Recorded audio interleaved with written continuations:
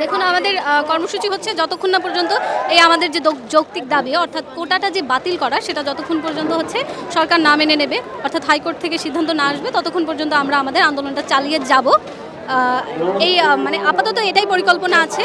এই যে শাহবাগ অবরোধ করা, আমাদের মিছিল করে আসা এবং অন্যান্য বিশ্ববিদ্যালয়গুলোতেও যারা আমাদের ভাই বোনেরা আছে তাদেরকে বলা যে তারাও যাতে এটা নিয়ে কথা বলে, কারণ এটা শুধুমাত্র আমাদের ঢাকা বিশ্ববিদ্যালয়ের ছাত্রছাত্রীদের জন্য না, এটা তো পুরো গোটা দেশের যে একটা জেনারেশন আছে তাদের জন্য। দেখুন আমার পরিবার জানেও না যে আমি এখানে আসছি, তারা হয়তো জানলে বলবে যে তোমার দরকার নেই, তুমি চলে যাও তোমার, কিন্তু হচ্ছে আমি পরিবারকে না জানিয়ে এসেছি।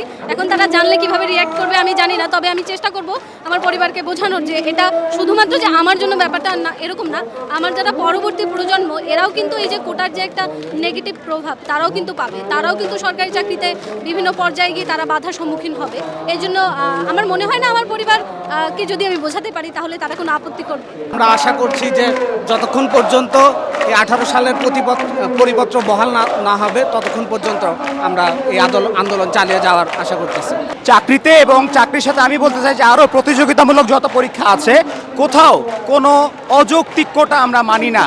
যৌক্তিক কোটা বলতে আমরা মানি হচ্ছে প্রতিবন্ধী কোটা এবং হচ্ছে যারা পিছিয়ে আছে অর্থাৎ আদিবাসী কোটা, শুধুমাত্র এই দুই ধরনের কোটা, তাও স্বল্প পরিসরে এটা আমরা গ্রহণ করতে চাই।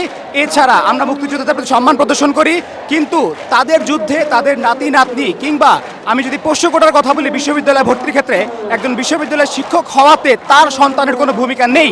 কাজেই আমরা চাই না যে একটি সিট সে দখল করে একটা মেধাবীকে পিছিয়ে রেখে, কারণ যে 2500 হয়ে চান্স পাচ্ছে অথচ কেউ 1700 হয়ে চান্স পাচ্ছে না, এটা কখনোই গ্রহণযোগ্য না। আমরা এটার বিরুদ্ধে আন্দোলন করছি এবং এই অবরোধ চলমান থাকবে। 2018 সালে আমরা সফল হয়েছিলাম এবং আমরা এবারও সফল হবো ইনশাল্লাহ। শিক্ষার্থী সমাজ শাহবাগে একত্রিত হয়েছি অন্যায়ের বিরুদ্ধে, বৈষম্যের বিরুদ্ধে।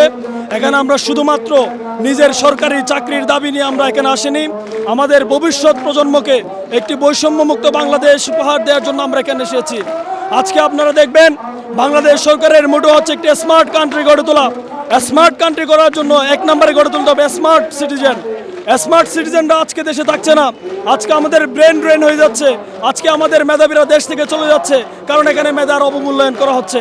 আজকে বাংলাদেশের স্বাধীনতার 53 বছর পরে এসেও মুক্তিযুদ্ধের কোটার নাম দিয়ে, মুক্তিযুদ্ধের কোটা থাকুক আমরা এটা মানি, মুক্তিযুদ্ধদেরকে আমরা সম্মান করি, তাদেরকে সরকার ভাতা দিক, বাড়ি দিক, গাড়ি দিক, তাদের আমাদের সম্মান আছে। কিন্তু আজকে 53 বছর পরে এসেও মুক্তিযোদ্ধা সম্মান পেয়েছেন, ওনার ছেলেরা পেয়েছেন, আজকে আবার ওনার নাতি নাতনিরা এসে এই দাবি, এই অন্যায় অন্যায্য দাবি তারা দাবি করছেন।